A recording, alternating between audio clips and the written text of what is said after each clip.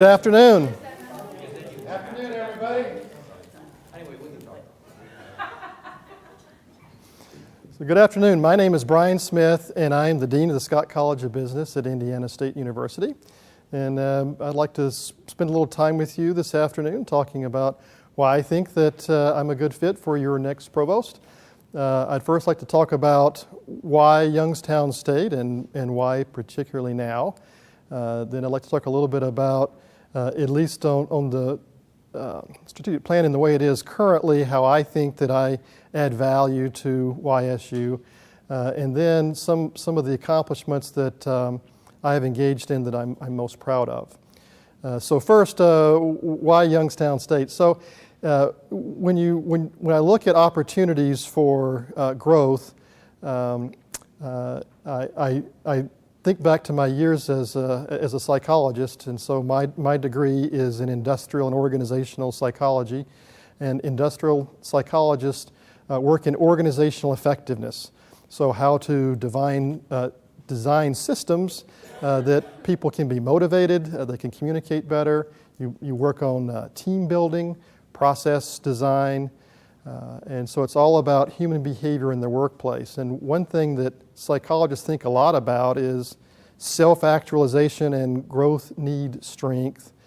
So self-actualization is the concept of that which I can be, I must be. So as part of me satisfying my growth need strengths, I look for opportunities where I can apply the things I've learned and also learn and grow. And so one of the things that's quite attractive to me is how Youngstown State is really so emergent.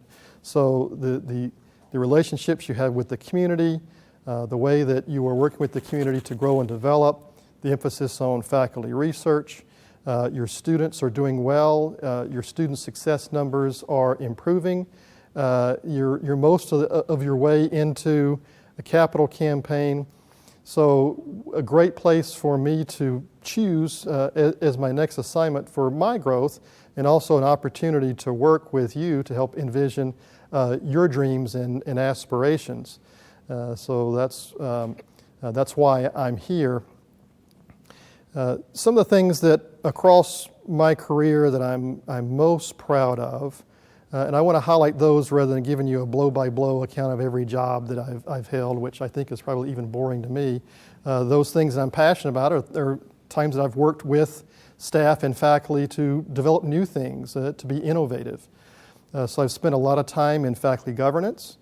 I worked with a team of great faculty on the Senate at Ball State University to develop a new Senate structure.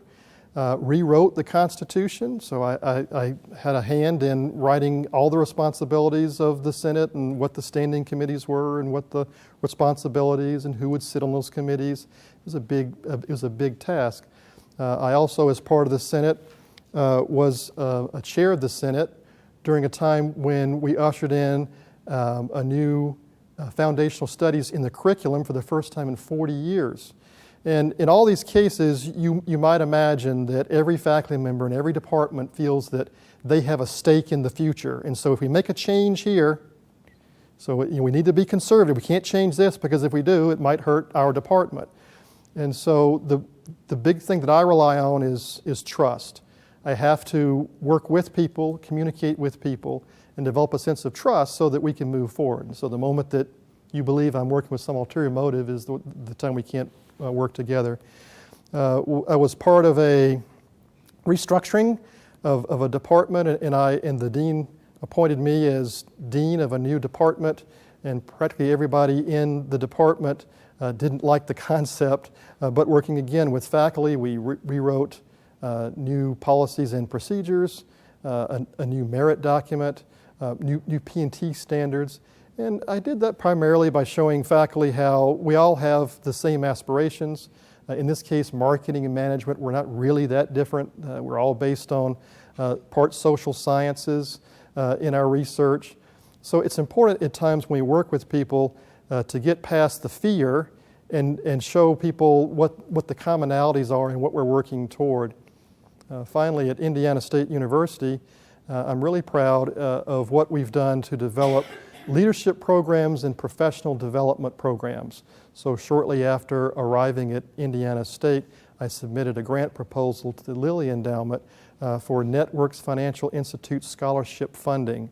So we now have about 80 top-notch scholars who have been recruited based on what we see as a propensity for leadership. And we employ staff that help them outside of the classroom develop their leadership skills through hands-on learning. It starts in the freshman year and goes throughout their time at Indiana State all the way through their senior year. This past week, for example, the junior class put on a campus-wide ethics conference, and they worked on all the logistics and made all the presentations and brought in marquee speakers, and they were responsible for fundraising, for bringing the speakers in, arranging their travel, everything. So beyond that, I thought it kind of wasn't fair that we had 80 students that got all the love on professional development. So we worked to put in place the Meese Center for Student Professional Development, which provides professional development for all students, not just those that are on full scholarships. We provide about 140 or more programs per semester. Overall in the college, we have about 40,000 hours of community service, primarily in doing research and other kinds of activities with those in the surrounding community. When I look at the kinds of things that you value, and where I glean that from is from your strategic plan. I understand you're well down the path to a new one, but I think some of the cornerstones are still in play today. For example, student success. Indiana State University, like Youngstown State, is an access institution. So we work on affordability and we value inclusion. So I see my role as provost is building bridges between different departments and the community to help us achieve student success. So many of you are the champions and you're the ones that understand how to handle student success in your area, whether it's intrusive advising, whether it's co-curricular programs, whether it's a first-year experience. You know, I can't be the knowledge expert on how we cover it, but what I can do is work to provide resources to help us move forward. Just recently at Indiana State University, enrollment management was moved into academic affairs, and I serve on the Strategic Enrollment Council for that. And I've learned that as an overall view of the institution, enrollment and student success are tied together. That is, we can't look at enrollment as the number of freshmen that arrive at our door in the fall. The total enrollment is based on everybody that's in the pipeline. And so some students don't make it the first year, some drop out after the second year. That counts toward enrollment. We have individuals that transfer in. We have people that graduate in December. All of those things are what make enrollment what it is. So student success is a big part of enrollment. And so we have to keep the students that we have. Not only is it moral and ethical to help the students achieve those goals, but it also helps us do the great work that we're doing by providing a constant source of revenue.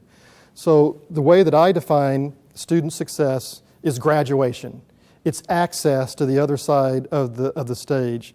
So defining it any other way is a bridge to nowhere. So students come here with the promise and they're pleased with having access to talented faculty, but if they don't make it, then they're likely to leave here with debt. And that's something that I think is it's a moral obligation that we should take seriously regarding student success. So that means then, if you look at student success as being interwoven with enrollment management, that part of the provost's job is working with those in enrollment management, working with those in student affairs, working with those in business and scholarships. All those things come together. It's not just the role of academic affairs to address student success, and the role of the provost is to open those channels. Also, I'm pleased that Youngstown is placing a renewed emphasis on faculty research. So if you're like me, I know that the reason I pursued a graduate degree was because I wanted to learn how to do research. I didn't learn a whole lot more from my master's degree to my PhD, but I learned a whole lot about doing research. And I think that brings value to an institution. So research informs my teaching. Research allows me to form relationships with the surrounding community and help them. Research attracts better students. Research allows us to engage students in what we're doing.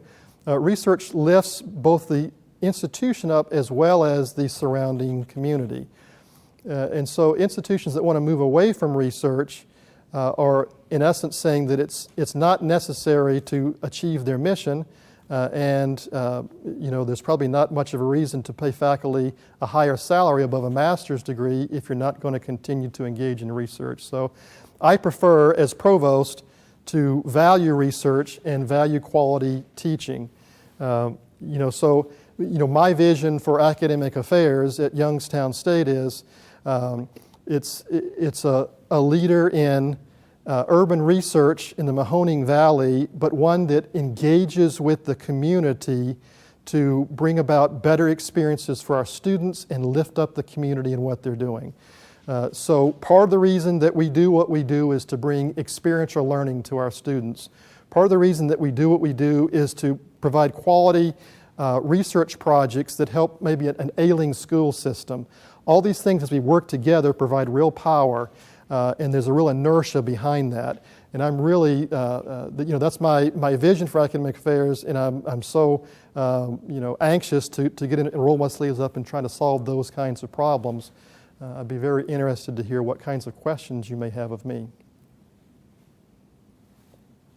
Yes? Do you have an idea campus-wide at Indiana State, what percentage of your courses are taught by part-time faculty, and is there a point where it's too much?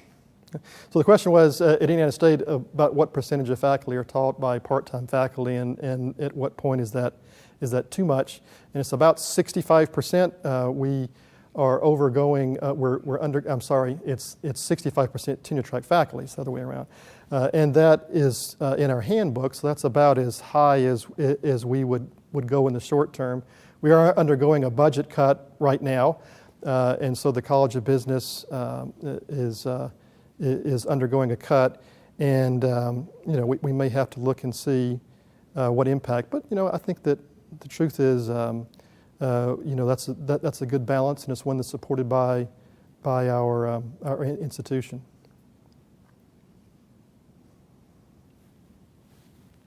Mm-hmm. Could you let me know your experience with working with collective bargaining? Here at Youngstown State, we have 4 different unions on campus, so I'd like to know what your experience might be. I don't have any direct experience in working in collective bargaining. At Indiana State University, we have an AAUP. We have an official affiliation with AAUP.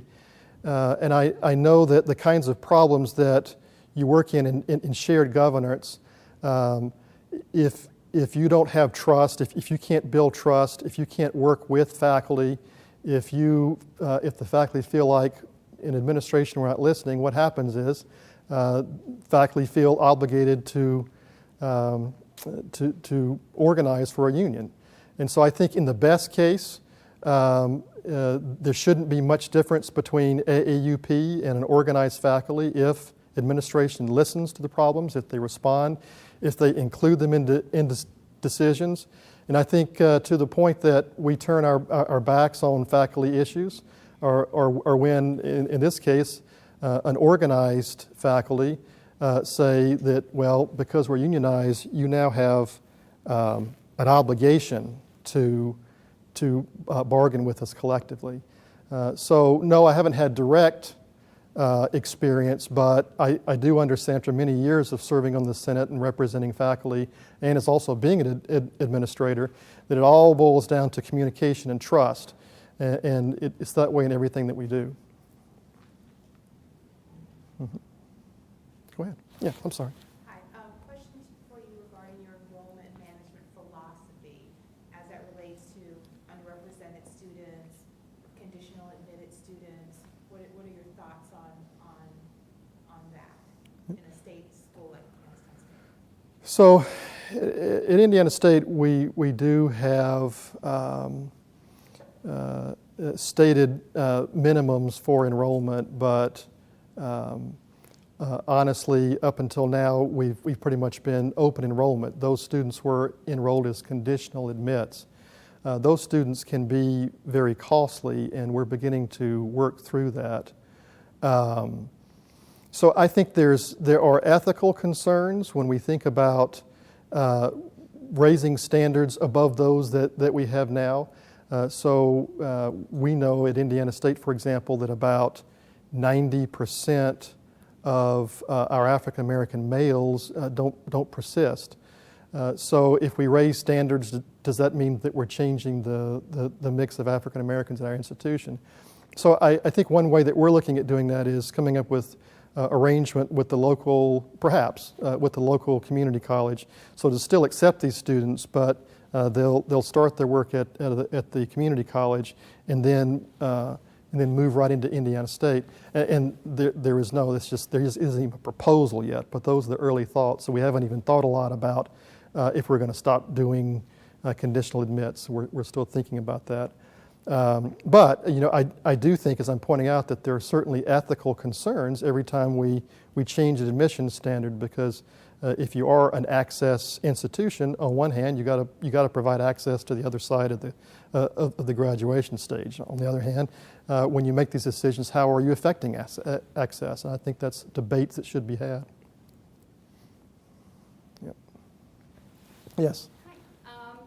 So kind of to piggyback off of what you had mentioned about working with the local community colleges and having students transfer in, where do you see transfer students fit into the university? Well, in order to maintain enrollments, we know that there is, in the Midwest, the number of high school graduates are falling. And that's certainly something that Indiana State is looking at. So where are we going to get all our new students? Well, from known sources. One source is online classes. Another is more graduate students, more international students. And of course, transfers are a big part of that. And so I think that transfer students are a big and important mix of new students for institutions in the Midwest. Would that answer your question? Okay. Yes, sir. I'd like to know how you would plan to encourage research in an institution like YSU. So the question is how I plan to encourage research at an institution like YSU. Research is certainly important, and we have to provide resources for faculty to be great.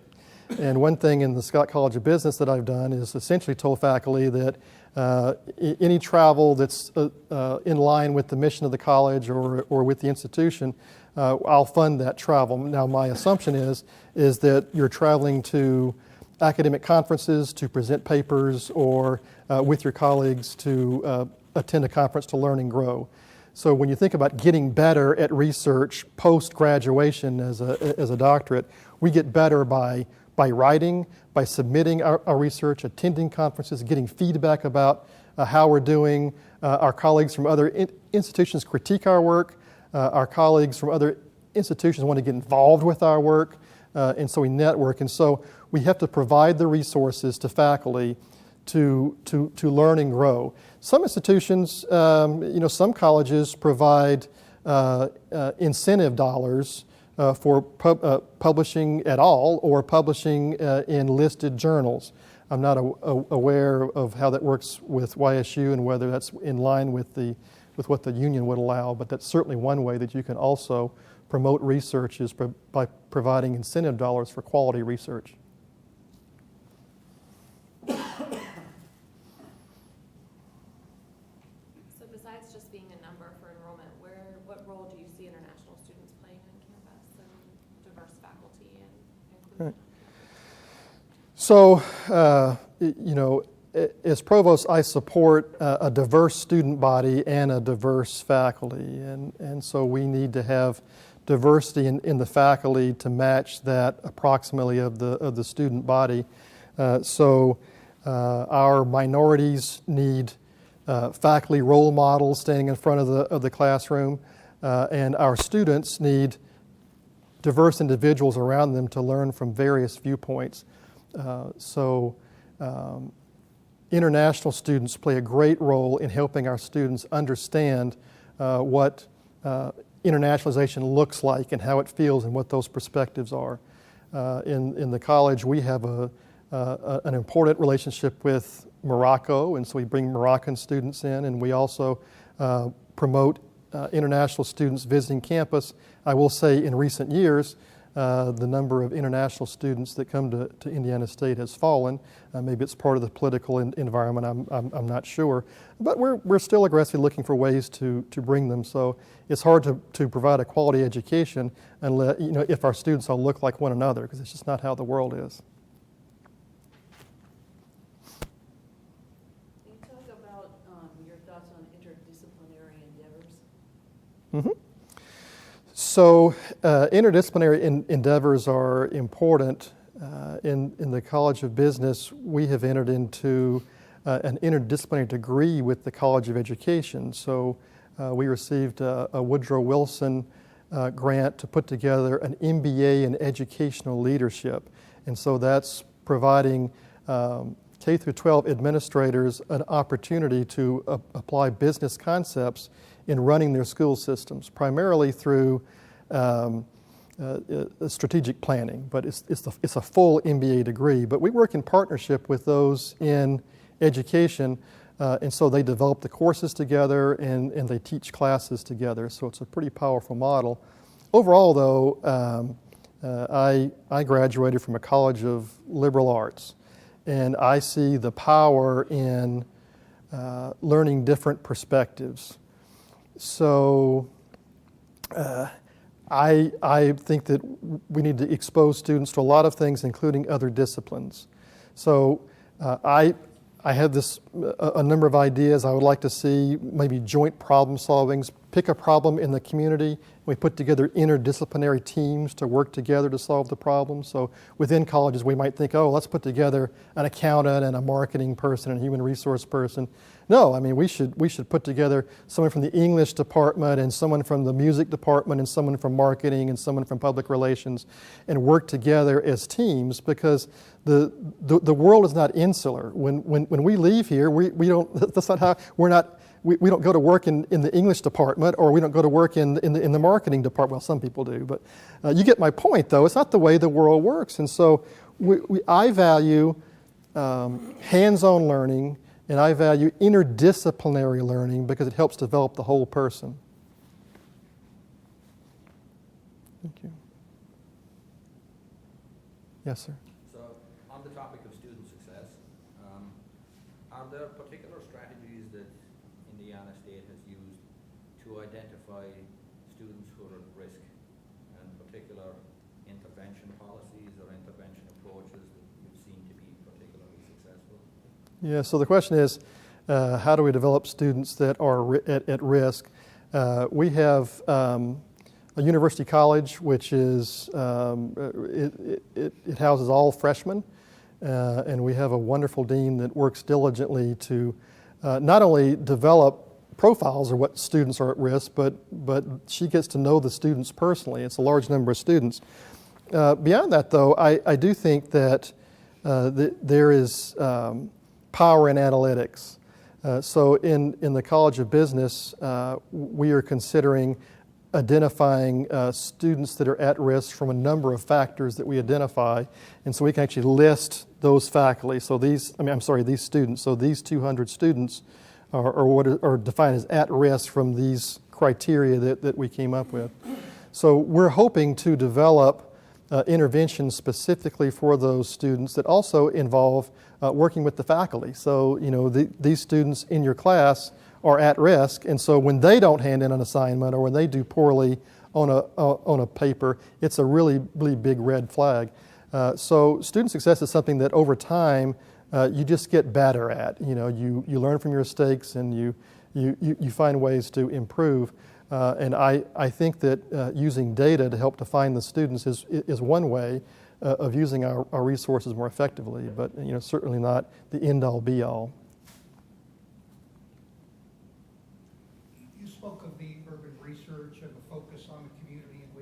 we reside, what in particular might be the provost's role within the community in enabling that type of education for our students? Right. So I think that we need to be partners with the community.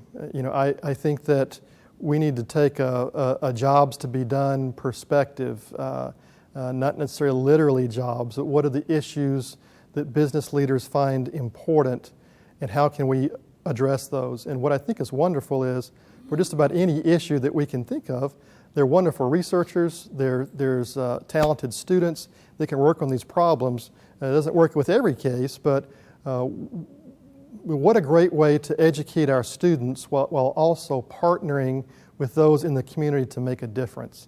And so that's what I think that, if you would ask me about my vision is, as provost, that's the secret sauce for Youngstown State, is that's what research means, and that's what great teaching, what great hands-on teaching looks like. Yes. What is your stance on funding for graduate assistants? And do you see value in having graduate assistants helping departments within the university community? Yes. I always tell my colleagues that one of the reasons that we value graduate education in the College of Business is because we get to work with talented students that are graduate assistants. And, graduate assistants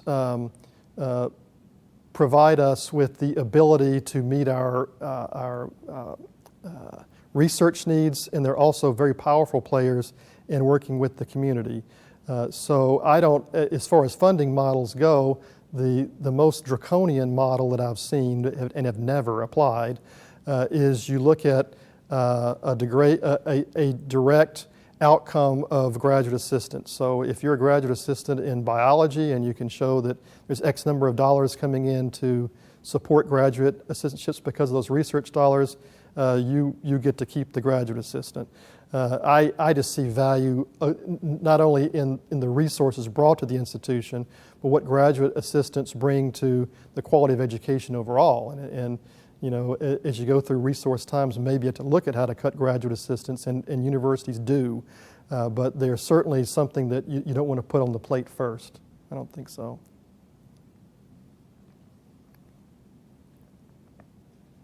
Sorry, two. If we go back to Mike's question for just a second, community involvement, how do you see the visual and performing arts sort of fitting into that? Initially, it sort of sounded like a business model. So how do you think visual and performing arts fit into that community involvement picture? Yep. So I'm not much of an artist, but I'm an artist. I played in rock bands through college and graduate school. In fact, I still play in a cover band. Shh, don't tell anybody. I'm a drummer. Yeah, so I'm a drummer. And I was not the, but a lead in my high school play. I have a passion for photography, both landscape and portraiture. And I think a lot about the arts. And here's what I think the essence of the arts is. Art is passion.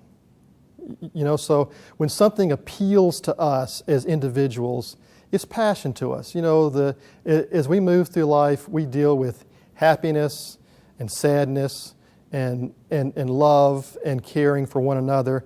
Art embodies all of that.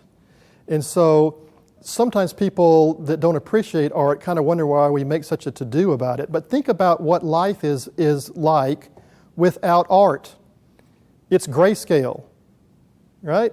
So art reflects humanity, and it brings communities together when we're able to think about what humanity is through artistic expressions. There is plenty of research that suggests that students that are exposed to arts, to the arts, actually learn better in their other courses. And here's why. As a psychologist, I'll tell you that the facts that we learn, the factoids, the bold-faced terms, they are nodes in our brain. And every node in our brain is connected with a network, and we'll call this a nomological network. And so when we activate a part of our brain, we activate that channel to get to those nodes. So a liberal arts education, an education including a strong emphasis on the arts, builds more of those nodes. And so we're better able to be productive citizens when we have a very complex nomological network. There's actually business schools out there, and I've looked at them. They have it's 120 hours, and it's business curriculum the entire way to the end. It just looks horrific to me. I mean, how could you do that? And so, as a person that, I'm no master musician or master artist, but when you dabble in this stuff, you're awed by the masters. You can't even imagine how they did it. But overall, to me, it's the art reflects humanity, and it's such a great ability of Youngstown State because you're really, I think, a leader in the arts, and so it's a great foundation that you already have. Can you share some of your thoughts to online education? Mm-hmm. You mentioned it earlier, but just in passing. So I was among the original wave of haters of online education 25 years ago. I thought if it couldn't be done in front of a classroom, it can't be done at all, and more so that my classroom version of that's better than anybody else's classroom version of that. Well, over time, when you start thinking about what education is, and that we need to meet many students where they are, you start considering the power of online education. And if many of you have heard of Quality Matters, you know that there's ways to put together online classes that are every bit as high quality as those face-to-face interactions. So faculty are often concerned about cheating online, and well, you should be concerned about cheating online. But oftentimes the question you should ask right back is, well, what are you doing about cheating in your classroom? Because it's happening there too. So I think that it's a valid mode of instruction, and it's possible that someone could convince me that it's maybe not the right mode of instruction for every course on campus, but there certainly can be a lot of classes that are supported by online instruction, and there can be many majors that are offered solely online. It just provides students an ability to graduate and graduate on time, and particularly for non-traditional students. And so I think the cornucopia of opportunities that universities offer are not only face-to-face, but on campus and online as well. Thank you. Mm-hmm.